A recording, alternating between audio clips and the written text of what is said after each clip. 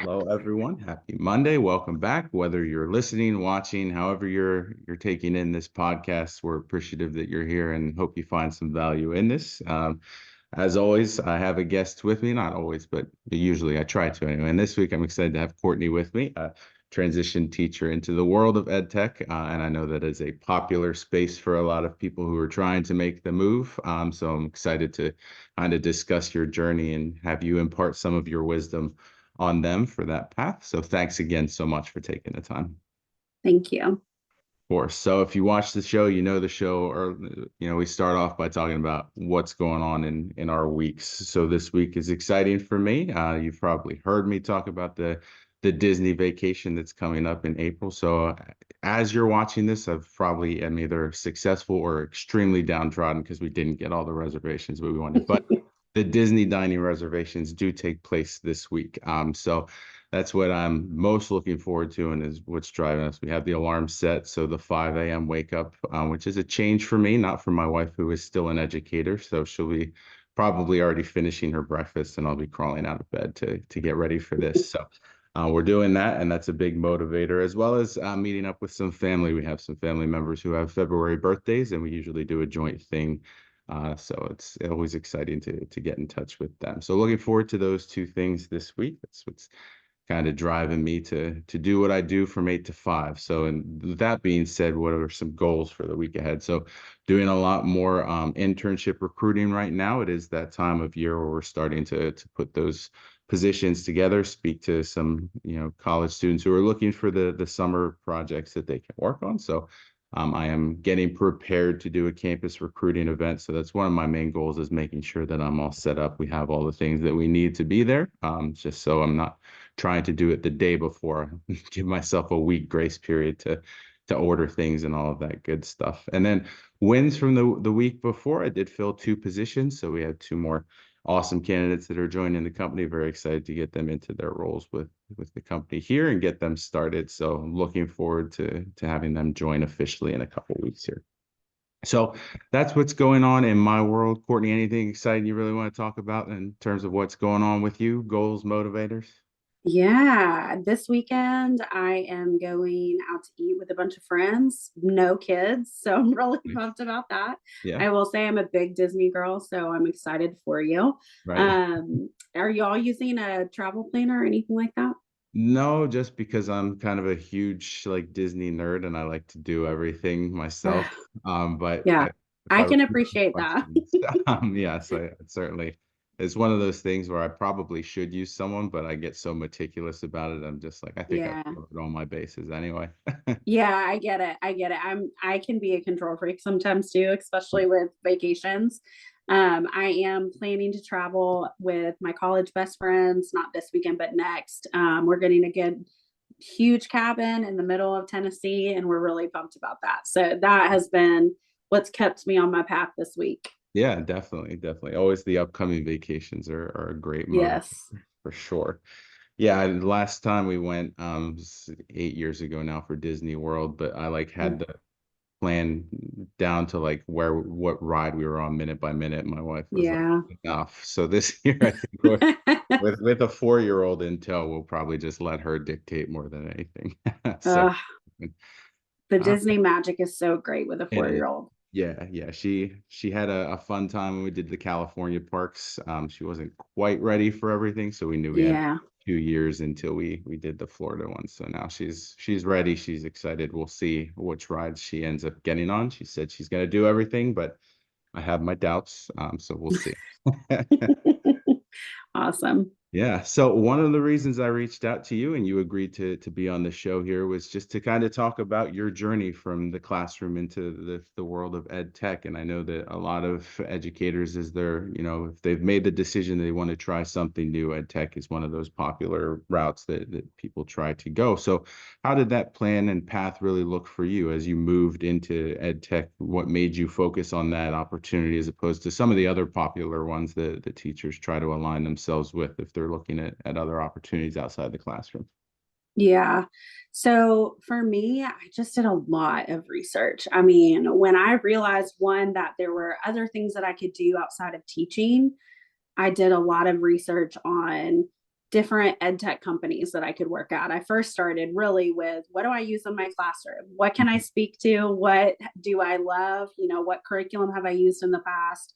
And from there, just really went to those websites, looked at, what is their mission? What kind of jobs do they offer for more entry level roles that I could really speak to? Mhm. Um, I think tech is just kind of a booming industry that allows people of all different backgrounds to really break into it with value. Mhm. And so that was something I really took to LinkedIn a lot on as well, just getting to know other people who had transitioned before me. Where is it easier to break Sure. into? And then just kind of did my research from there because I knew that I had a lot to offer, especially being an educator and someone who had used a lot of ed tech products in my teaching career. And so it just seemed like a very natural flow for a next step out of the classroom. Yeah, definitely, definitely is. And so with that in mind, one of the questions that I'll get from educators are looking to make the move, and they ask me, what made you decide to go from the classroom into recruiting? And I always kind of talk about the transferable skills, what I really enjoyed about teaching that I wanted to take on with me to that next role. So as you were doing that research and looking into the opportunities within ed tech, what were some of those skills that you saw were a necessity to be successful in ed tech that you were like, oh, I really liked doing this in the classroom and can see myself enjoying this in a new field? Yeah. So I think relationships is a huge one. We are constantly building relationships with tons of different stakeholders. And so when looking into getting in tech, I'm specifically in sales. I was like, I can talk to people, and when I'm passionate about something, it's really easy for me to, you Yeah. know, sell to people. Hmm. And really that's what I'm doing in the classroom as well, is I'm trying to get my students to buy into what I have to offer. Yeah. And so I think, you know, it's really no surprise that there's like a huge following on LinkedIn on transitioning teachers. So I really spent a lot of time looking at and getting to know people who had been there before me, as well as people who are doing the same thing as me.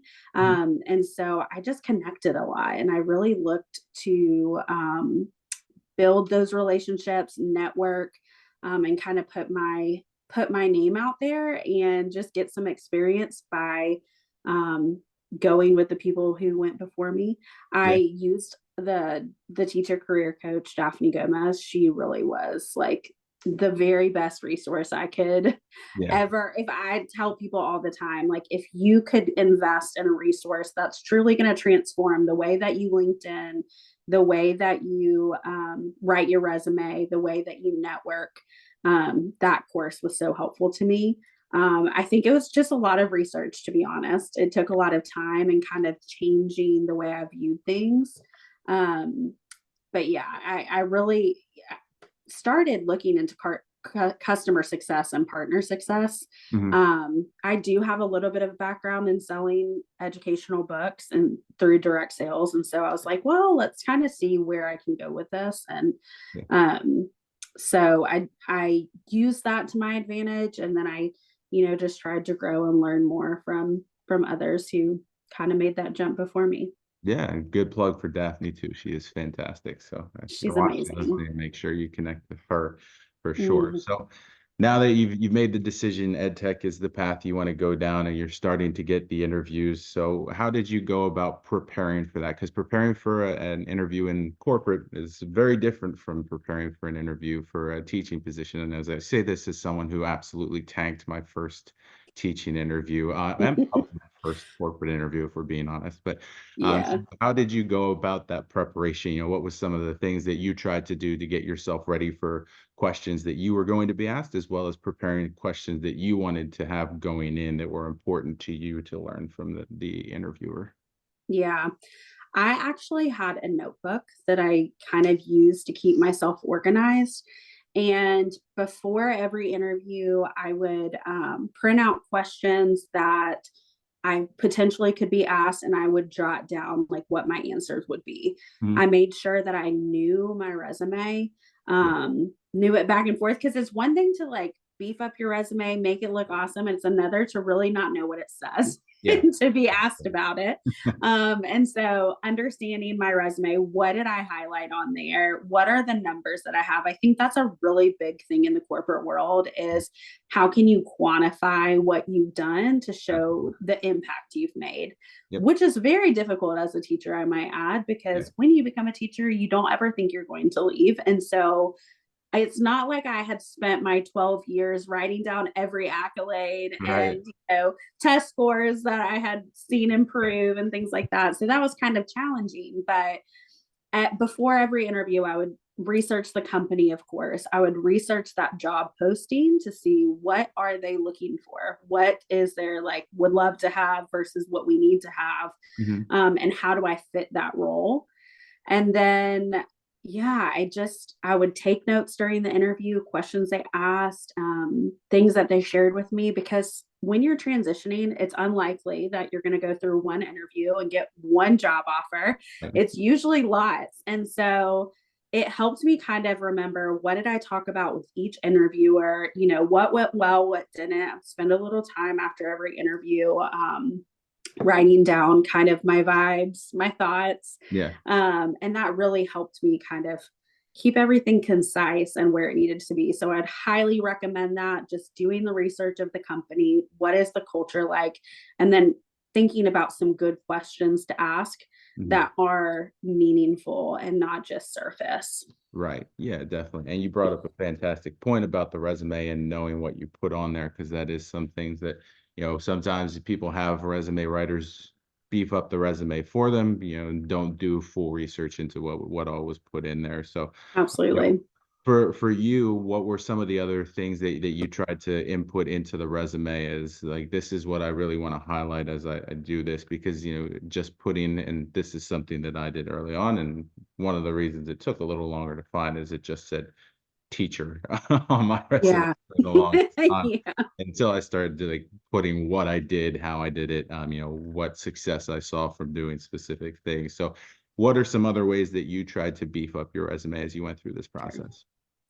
Sure. So I'm going to plug Daphne again because she does have an entire module on your resume. Mhm. But I think one of the biggest things I realized coming out of the teaching world to the corporate world was that less is more. Mhm. My cute little teacher resume had a picture and all these beautiful colors and was Yep. like 3 pages long, and that's like really great for a school system. Yeah. But in the corporate world, it does not transfer. Yeah. So you really have to kind of not dumb it down, but dim it down a little bit to Mhm. make it Yeah. black and white, remove the graphs and all that stuff. I think that was really, really important. Again, going back to what data do I have to share? How can I prove that these things that I'm putting on here is true? Mhm. And one thing that I did in the classroom, that if you are a transitioning teacher and you haven't left the classroom yet, I actually created a survey for my students' parents, where I asked them about my communication style. How would you rate me on how you feel like your child is safe in the classroom? And I just really went through what is some data and evidence that would be helpful for me to know and see how I'm doing. And Mhm. so getting that data back from the parents, I feel like was a really strong piece of evidence that I could put on my resume. Yeah. And so if you're still in the classroom, there are things you can do now really just to build up that data that looks great on the resume and is great to talk about as well. Yeah. Fantastic advice there. So you've made the transition and you're now in your new role. So, to talk to the other people who, not even necessarily, educators looking for something new, but there's a lot of people right now that are looking for that new position and are at the Mm. point where they need to try something new. Talent acquisition being one of those fields where you have to move into something. So you've made the move, give that positivity to the job seekers. What are some of the things that you're really enjoying so far in this that has kind Mm. of solidified this decision for you and made you feel comfortable in the role, because you prepared for it? Yeah. So I first want to say that teachers are incredible and we need amazing teachers that stay. Shout out For to my wife. me, yeah, for me, it was just not great for my mental health. And so I think keeping in the forefront, what is the priority in my life? And at that at the time, and it should have always been, it was my husband and my children. Mhm. And so what that was such a motivating factor for me to make sure that the next role I have is going to have the appropriate priority in my life. Mhm. That doesn't just switch just because you get a new job. You still have to work on you. Mhm. But I think that was a huge thing when I thought about which job, who am I going to say yes to? You know, when I did get job offers and I decided where I wanted to work and kind of plant my roots, I was like, what company actually cares about the culture and knows that you have a life outside of your job? Yeah. And so that was something that I really looked for. And I mean, even my worst days now just don't even compare to truly some of my best days as a teacher. Like, I'm just so grateful that my mental health is in a better place. I'm doing something where I feel like I'm growing. I'm able to develop myself professionally during my work hours, which is such a gift because Yeah. you can't really do that when you're a teacher. Right. Um, Sometimes you can, but I'm so, so thankful for that. And so that has been just a lot of what I'm enjoying, just a different culture of growth, a different culture of, you know, when you become a teacher, it's really hard to move up. Once you're a teacher, you're a teacher. Yeah. And so once you kind of break out of that bubble, you realize, wow, like I can start from the bottom and kind of move up quickly if I want to. And there's just so many opportunities for growth, not only personally, but professionally. And Yeah. so I'm really enjoying that part.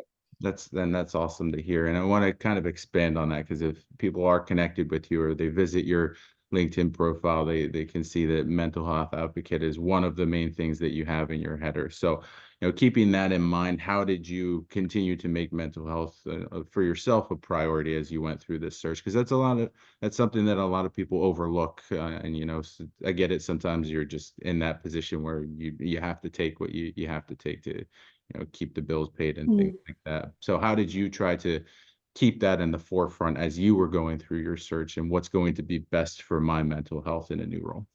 Yeah. So obviously, I am a working parent. So I have to provide for my family alongside my husband. And so I knew that that was something that was important. But also, when people ask me about my job these days, my typical response is it's not flashy and glamorous. It doesn't necessarily make me feel as great as it did when I had light bulbs going off in my classroom with my students, Hmm. but it holds the place in my life that it needs to hold. Hmm. It's not the top. Right. And it is, but it's important. I'm growing. I'm doing a great job at my job, Mhm. but it's not everything. What is everything to me is my family.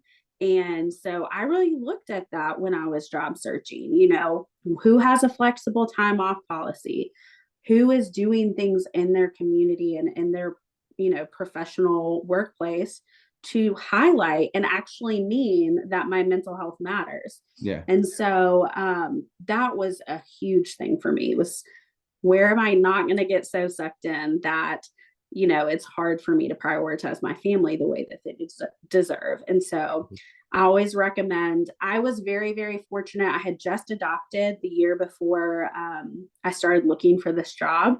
And so I actually took FMLA and took a month off of work and really spent that time like just being quiet, Yeah. allowing myself to read books, allowing myself to go on walks, and really thinking about what matters most to me. What am I gifted in? What are my strengths? What are my weaknesses? And then how can I stay healthy like this no Mhm. matter where I go next? And so I think counseling is a big thing that I will always, always advocate for. I know that not everybody has the means to go to counseling, but if you're able, I think it's just great to build your toolbox of how to keep yourself in a good, healthy state of mind. Yeah. And so, highly recommend that as well. But you deserve, I think, like the best thing I can say to anybody like changing jobs for their mental health sake, like you are worth having a job where you can be valued and loved and actually keep that job on the priority list that it Mhm. needs to be at. Yeah. Um, and so, yeah. That's what I'd say about that. Awesome. Yeah, that's a very positive message to send out for sure. Yeah. So then last question I have is kind of the same question I have for everyone who joins me, and that's the advice portion of this. So I always kind of leave that open-ended. So as you were going through the search yourself, was there a piece of advice that you received that you feel was very beneficial that you'd share? Or, as people have come to you since you've moved into something new and asked for advice, is there something that you usually go to as this is the first thing I would tell you to do as you're starting your search? Yeah.